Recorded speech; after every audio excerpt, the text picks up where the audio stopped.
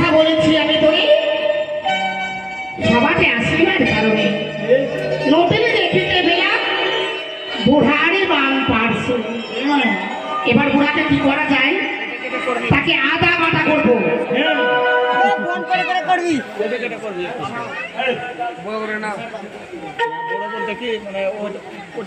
এবার ভাগনা থাকো।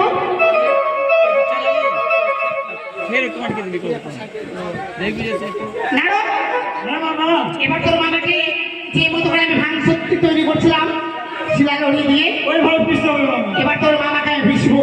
ঠিক আছে সবাই দেখবে মায়েরা ওগুলো ধরে দিবে। ধরে দিবেন মামার স্বামীকে কেমন করে আদা বাটা করতে হয় জানি আমি ভালো করে। ঠিক আছে আমি বলি ভাঙ মুড়া তো মুখে নাকি বৃদ্ধ কাজবি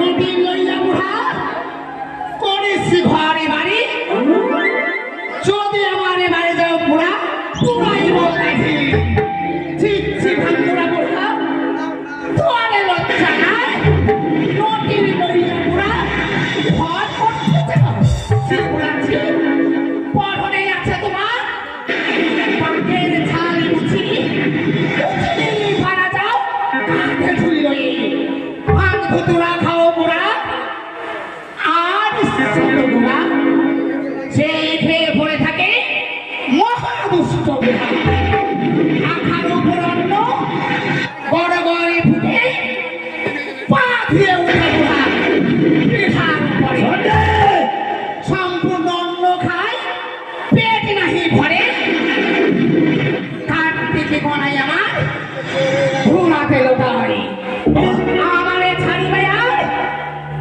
ছাড়িবে তো বাংলায় নদীর লইয়া বুড়া হবে অত আমি বলে দেব চণ্ডী হয় বলে গল্প আর ঘরে আছে বাবু আমি মতো ফোন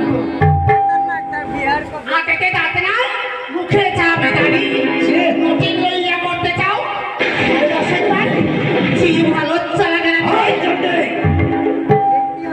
একটু ওই দেব সভায় প্রতিদিন না মহাপাপ লজ্জা হয় না তোমার কারণে লজ্জা হয় না তোমার বাহ দক্ষ রাজার পুত্রী হয়ে কত আর ধরা করে আমার ইচ্ছে ছিল বিয়ে করার জন্য তোমার পিতা শিবহীন যজ্ঞ করেছিল লজ্জা হয় না শুধু তোমার কারণে তোমার পিতা তোমার মাতা তোমার ভাই বোন কেউ তোমার সম্ভাষণ করে দিই লজ্জায় পড়িয়া তুমি দিনে অঙ্কিলে অগ্নিতে ধ্বংস দিয়া মারা গেলে লজ্জা হয় না তোমায় নিয়ে আমি ত্রিভুবনে বেড়াই কেন তুমি কল সামনে ধুতুরা খাও বুড়া পড়ে থাকো শ্মশানে তোমার কারণে নিমন্ত্রণ করবে আমারই বাপে তোমার আগে গ্রামে আমি চক্র দেখি বারে সেই চক্রে সন্ত্র দিলাম সতী রূপে ধারণ করে লজ্জা লাগে না করে তোমার লজ্জা হয় না সতী দেহ দেখ করে বাহ আজকে এই দেব সবাই পতি নিন্দা মানে মহাপাপ কে বলে তুমি যদি ঘরে এখানে অপরাধ স্ত্রী কেন করবে না তাহারই অপমান চত্বখানে ঠিকই বুড়া কোনে খালি গুড়া কতই বা ছাড়বো তোমার ভাঙ ধুতুরারে গোড়া ভাঙ ধুতুরা খাই বুড়া আরো দশের বাড়ি সেই খেয়ে পড়ে থাকে রাখি না বলা লজ্জা লাগে না তোরে চণ্ডী ক্ষান্ত হয়ে যাও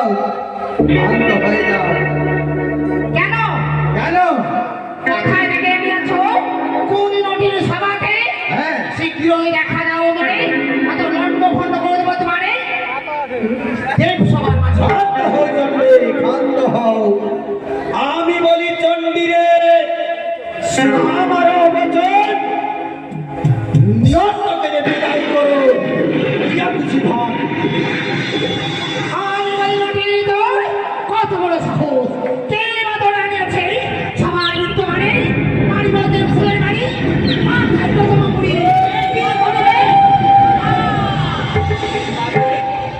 আমি নিষ্ঠুরের জন্য এসেছি মা এখানে তাই বলছি শোনো তাহলে ভালো বলি আমায় সে দুঃখ বুঝিবে না। মায়া গো সে দুঃখ বুঝিবে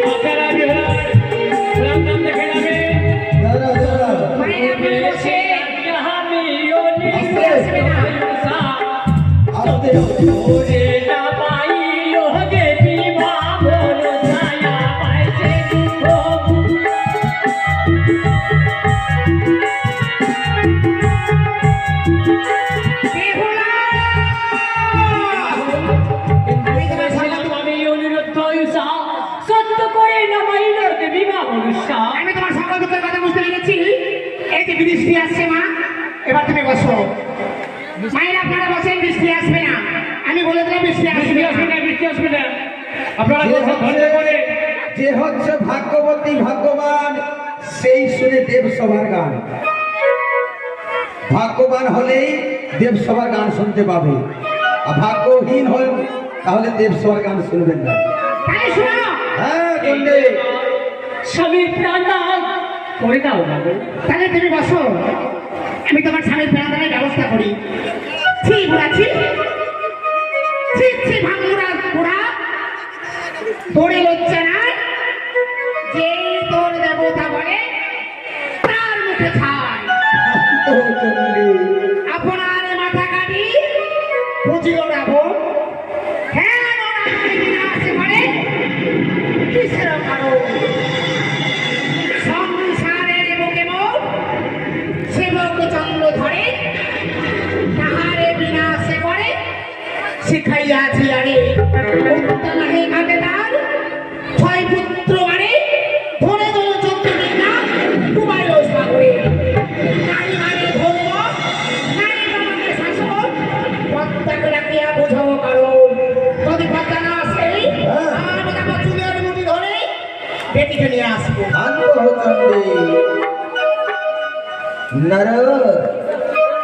যাও আমার মেয়ে মনসাকে নিয়ে এসো এই কৈলাস ধামে।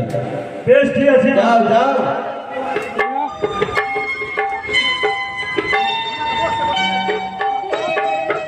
তুমি কারখানায় দাঁড়িয়ে থাকো, তুমি তো বিচার করো।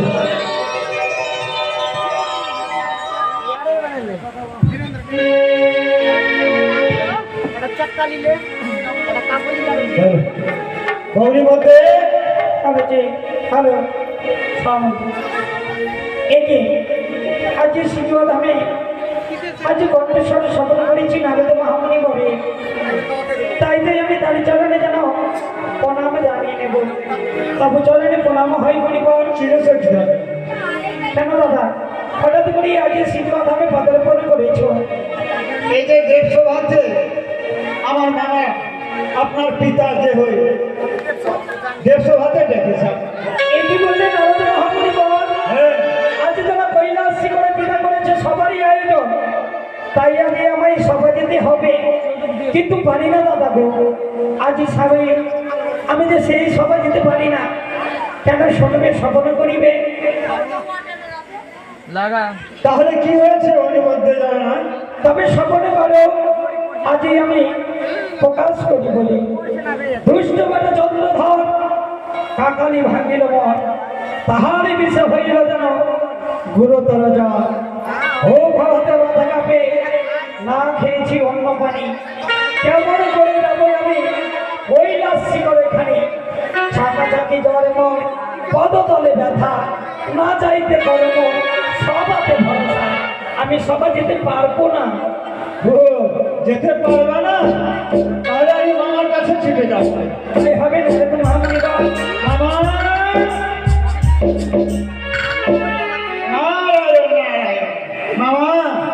নারদ, আমার ভক্তি বলতে বলেছে অনেক জোর আছে, অনেক ব্যথা আছে, আমি আর যেতে পারবো না।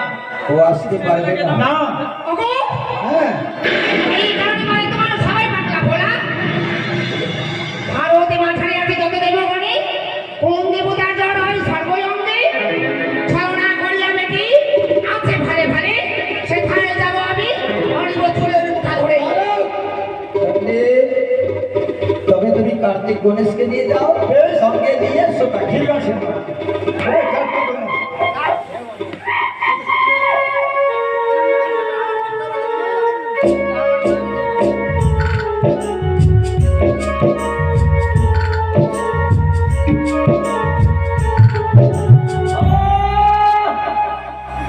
উনি বলতে এবার নামে তো মহামণি করে সব আবার তোমার কাছে আসা হয়েছে। কেন দাদা? আমি তো তোমায় পূর্বে বলেছি যে আজ কৈলাস শিখরে যাবো না, কিন্তু হঠাৎ করে কেমন করে আগমন হয়েছে এবার। কার্তিক দা এবং গণপতি দা তিন দেবের চরণে আমাদের শত করে তিন কোনা।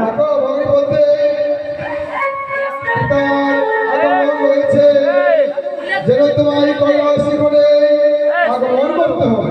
একই বললে কার্তিক দা আজ যেন পিতা সবারই আয়োজন করেছে।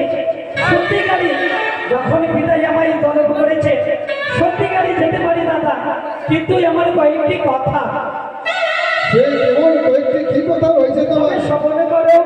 বাপের পুরীর মাঝে কিসেরও বাজনও বাজে, আমাকে তবে শুনি আরো কিন্তু গান নৃত্য করে আরো জানো, ভালো গোতালার তারও জানো, সে শুনিয়া দেন হয়েছে আজ গুরুতর জ্বর। তাই তো আমি সভা যেতে পারি না। সেই কারণেই পিতা তোমাকে আগমন করতে হবে। তার জন্যই তো যাবো না। ওগো, দাদা দাদা, যদি ভগ্ন না যায় তবে আমরা জ্বর পূর্বক নিয়ে যাবো। এগিয়ে ওরে বিটুলি আমনি এত লজ্জা নাই, বারবারে আসামে নম ঠাই দেব দেব মহাদেব দেবের কুমারী ত্রিভুবনের শহরী যদি মহাবিষ্ট আছে অন্তরে আমি না যাইব সব ভিতরে। দেখো ভগ্ন বলতে সেই হিসাবে তো আমরা বুঝতে পেরেছি।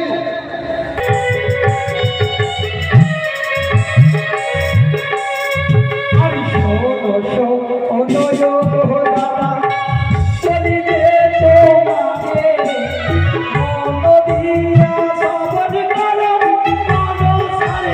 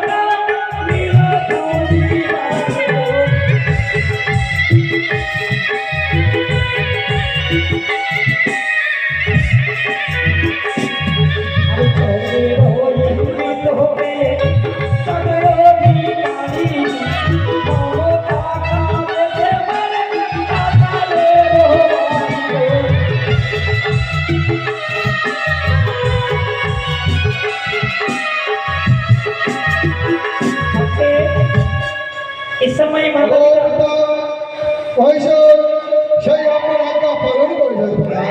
বেশ, নমস্কার পিতা। আসন গ্রহণ করো গণপতি, আসন গ্রহণ করো। তাই আজ দেবীর হস্তে বাঁধন করেছে। যারা ইচ্ছুক হয়েছ যে আজ দেবীর হস্তের বাঁধন খুলে দেব, এসে যেন দান দক্ষিণা করে যেন দেবীর হস্তের বাঁধানো করে যাবে। হ্যালো, মা বোনের কাছে বিনয়, ভক্তবিন্দুর কাছে মা মনসার হাতে বন্ধন আছে, সেই বন্ধনকে মুক্ত করতে আপনারা কিছু দান দিয়ে মায়ের হাতে বন্ধনকে মুক্ত করে দাও। আরে মায়ের চরণে দেবা দেরি করে না, অবসর করে বাবা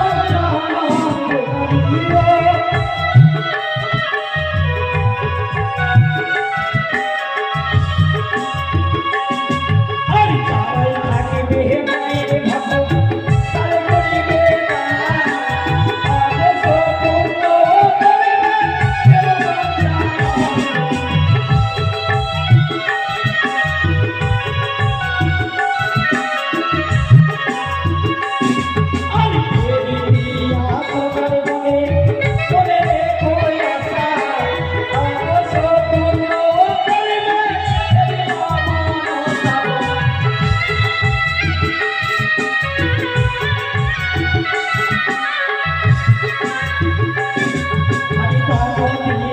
ভালো বলে ছোট জন্ম যাবে, অবসর করিবে ধরে দেব না বলি।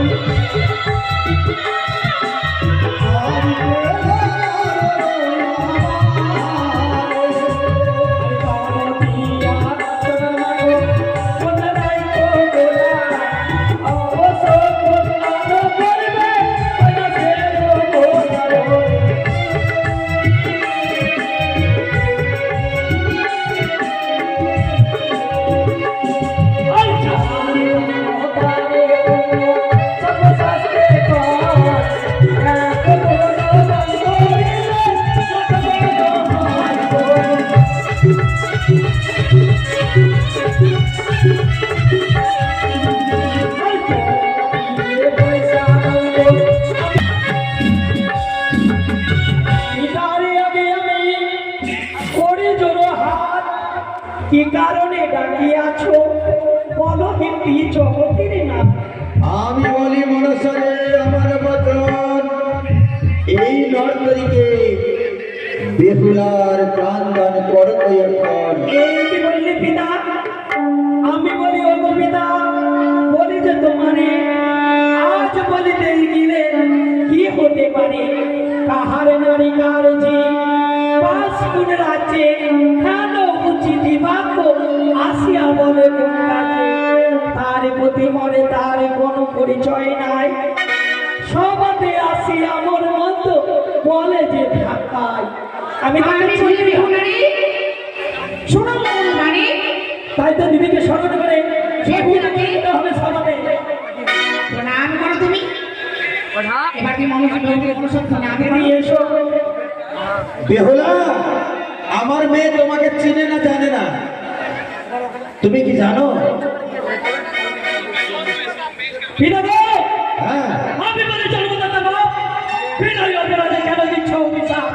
আপনি যদি আমার আমাকে সাই তিন মর্ম গেলে বেটি পুছরা বেঠাই যদি যাতে মুখে খালি তো কি করবে তোমার বাবা?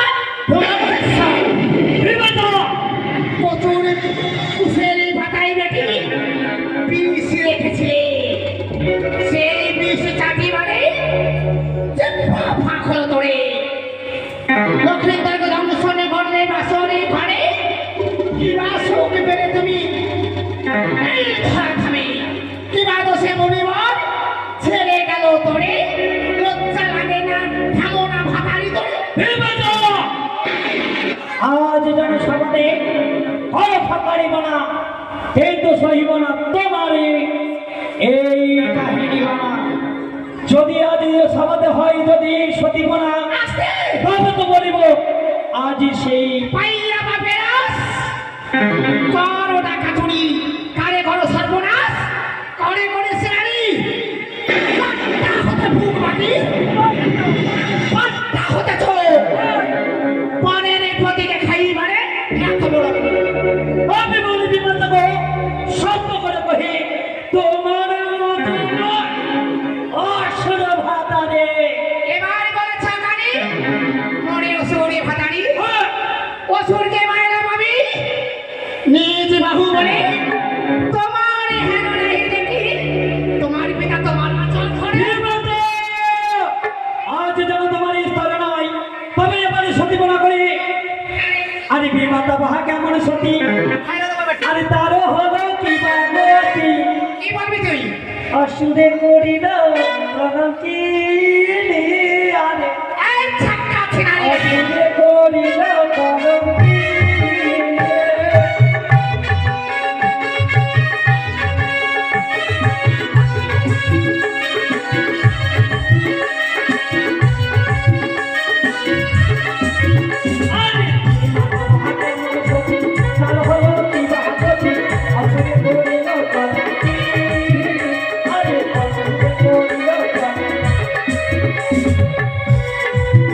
পার্বতী!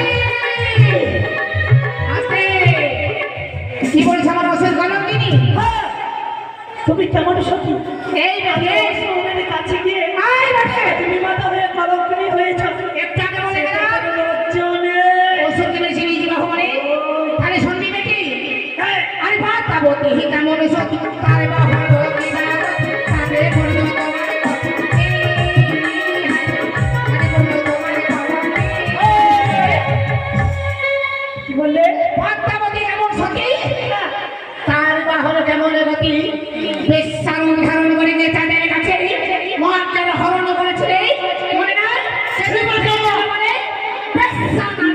আমি রাজশাহ ধারণ করে কিন্তু সত্যিকারী মহাহরণ করেছি মহাগানকে এ তো আমি রাজশাহ নয় এখানে আমি তোমার খালি রাজশাহ নয়। ধারণ করে তার মহাগানকে হরণ করেছি আর তুমি কেমন সতী বলবো আর সীতা বা কেমন সতী হলো কি বাগতি সাগরে করিল কতি।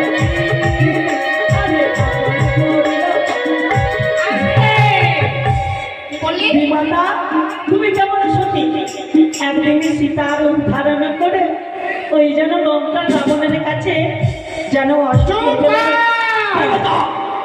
এই বেটি এই ধরা ধামে কে এসেছে আমি না তুই ধরাধামে জন্ম দিয়েছে আমি না তুই আগে বিমাতা আগে জন্ম দিয়েছি আমি তাহলে শোনো এবার তোর একটা চোখ আর খানা করবো অক্ষর নয় রাবণ যে সীতাকে হরণ করেছিল করেছিল মায়া সীতাকে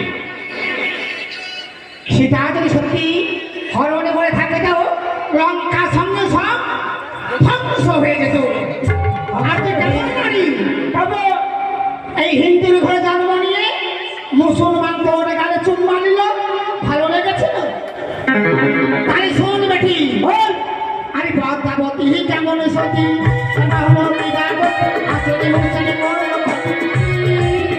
হায় রে হুসেন করল তাই শোন বিমাতা পদ্মাবতী কেমন সতী তার পা হলো কি বাগতি হাসেন হুসেন মুসলমান পথে ঘাটে তোমার ঘরে অপমান সেটা নয় তোমার গালে চুম্বো খেয়েছিল কেমন দেব দেবী এক এক করে 33 কোটি দেব দেবী রয়েছে হাসেন হোসেন এক মুসলমান তার জন্ম ছিল বিবিকা ফাতিমা তা তো তোমার চুম্বো খেয়েছে বেটি চুমো খাইনি মা আমাকে লক্ষ্য বলে দিয়ে পুজো করেছিল কামনা ভাতারি আমরা ভাতারি কে বলে তুমিও যে অসুর ভাতারি তাই শোনো বল আর দুর্গা বা কেমন সতী তার হলো কি বাগতি কৃষ্ণতে করিল বরঙ্গি আরে কৃষ্ণতে আরে পদ্মাবতী কেমন সতী তার হলো কি বাগতি বাছাই করল কলঙ্কি হারে হালুয়া বাছাই কলঙ্কি পদ্মাবতী কি বলছেন কৃষ্ণ কলঙ্কিনী আরে শোনা বেটি আমি আইন ঘোষের বহু কৃষ্ণর সঙ্গে প্রেম করেছিলাম নিষ্কাম প্রেম আমি যদি তার সঙ্গে প্রেম না করতাম এই ধরা থামে বেটিকে জন্মতে দিতে আসতে পাঠিয়ে দেবো তোমার আর কেমন নারী হালুয়া বাছাই হালুয়া বাচ্চা কলমনি পথে ঘাটে কখনো নয় আলে জমিনে তোকে অপমান করছিল কখনো নয় মা জমিনি থেকে নিয়ে এসে হালুয়া বাচ্চা আমায় যেন লক্ষ্য করে নিজ প্রাণ দিয়ে আমার যেন পুজো করে সেই যেন হালুয়া বাচ্চা রক্ষা হয়েছিল এই এক চোখের নারীকে থামো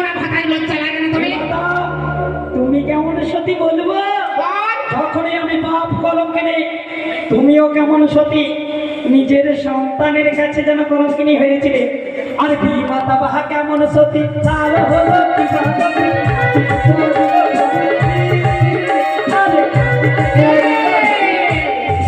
বিমাতা, তুমি কেমন সতী নিজের সন্তান কার্তিকের কাছে কাম ভিক্ষা চেয়ে ছিলে, সেই কথা তোর মনে পড়ে না? বেটি কানি, এবার তো যাবার পথ খুঁজে নে, কোনটা দিয়ে যাবি?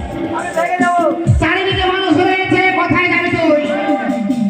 এক চক্র কানা করিয়াছিস তোর পিতার দোষে, এবার তুই চক্র কানা করিব তুমি ভুলে যাও বাবা, এই সবার মাঝে। সত্যিকারই আমার চক্র এবার তোকে তোকে ও যেন আমি এক কোমর ভেঙেছি, সেই কথা তোর মনে পড়ে না? এবার তোকে সেই দিন তোমার যেন এবার তোকে কে রক্ষা করে দেখবো?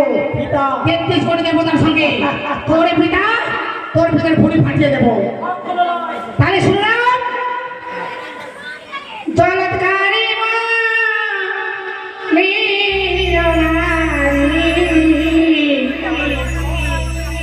কতই করো তুমি চর্চা তুমি।